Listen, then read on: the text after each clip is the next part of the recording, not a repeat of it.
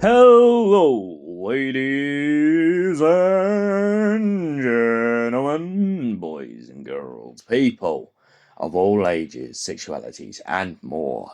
And welcome back, Monfrero, my chinas, and all of the above, to another classic TV review.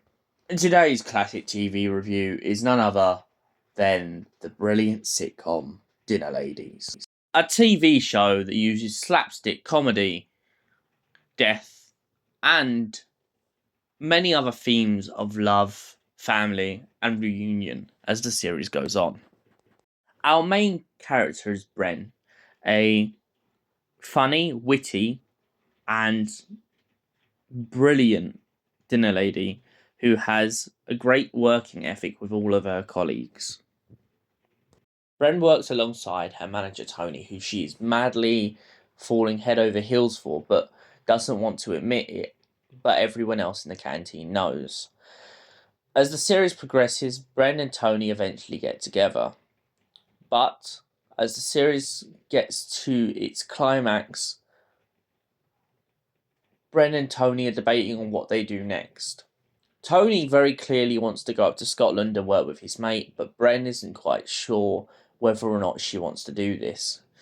She then goes on a game show, and as the fallout of the series, she finds out that the cafeteria that they were working in is going to get shut down. She doesn't end up getting the money off the game show, but luckily for her, a drunk mum of hers, who sadly passes away in the end of the series, has left her a load of cash. Now, Bren's mum turns up momentarily every now and then in the series as like this comedy gag, because her mum goes on about knowing all these different people from all these different places, and each character in this series really gets their shine. You have Twinkle, this rebellious teenager who takes this job and doesn't take it very seriously and doesn't take her manager very seriously. You have Dolly and Jean, who are always at each other's throats. You have Anita, who is a very smart character, but sees things very backwards, and sometimes for her to understand instructions in the cafeteria, the others have to make comparisons to other things. Stan is the cleaner, the maintenance man, and many other things. And above all, he knows what he is doing. He often complains in the series about things not getting done and the way that things are organised. And one thing I really like about the growth of Stan's character throughout this series is the fact that people often would just think he's complaining all the time about maintenance and things that aren't important. But I like that in one part of the series, when he ends up in the argument with the line manager, he ends up pointing out to her that he was trying to soften the blow, whereas he could be very blunt and very forward, and that wouldn't help anyone. We have Philippa, the line manager. She's very the powerhouse of the upper class, and also a kind of powerhouse of how much managers won't be affected if one part of a building got shut down, because they will always have a position. But Philippa really tries to keep this balance in the series, where she tries to be calm and collective and nice to the staff in the cafeteria, but at the same time, she knows that she has to break truce to them about things that she's hearing in a meeting. We have Jane, which, if I'm perfectly honest, Jane reminds me of a manager I used to have years ago called Bex. Very hyper, very gossip filled.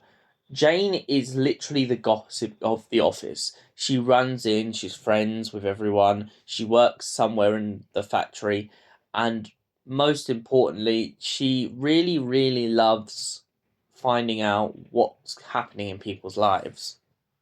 Now, of course, as I said before, there's been death, there's been love, there's been loss, and there's also been a couple stepping stones. Before Tony and Bren get together, Bren has to admit the fact that she's going through a divorce at that period in time on a Christmas when she has a snog with Tony, because of the fact that her husband turns up while she's on pills. As Bren points out, it's not very easy to break that to someone who she really, really thinks a lot of and wants to have a thing with, especially as it's one of those complicated situations.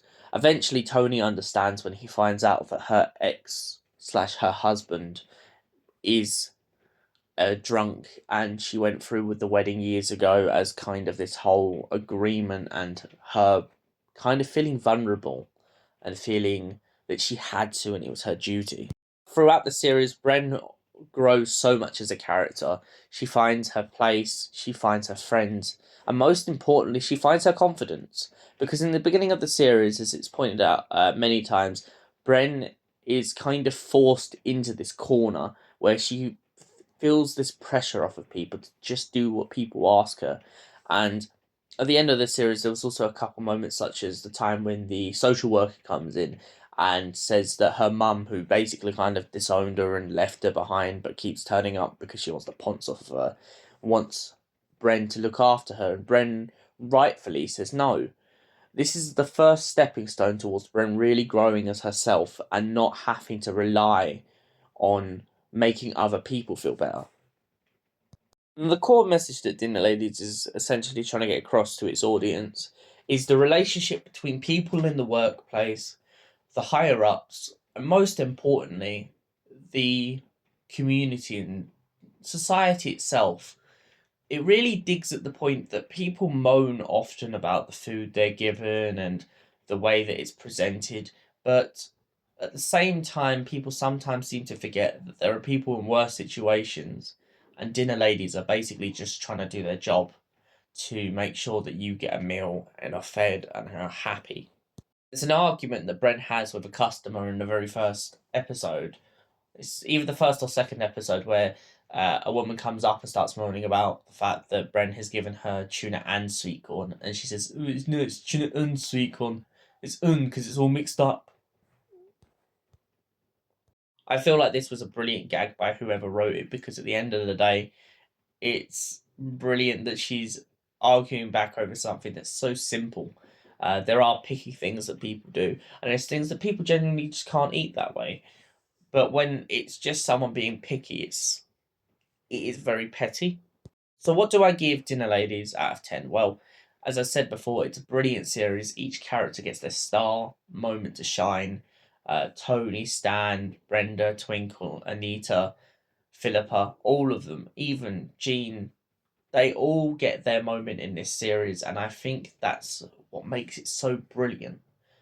And the thing is, as well, it's also very relatable, because when I was in school, someone's mum I know, like, she was a dinner lady, and I can so see the elements of what they're getting across in this comedy through how I used to watch her work when I was in school.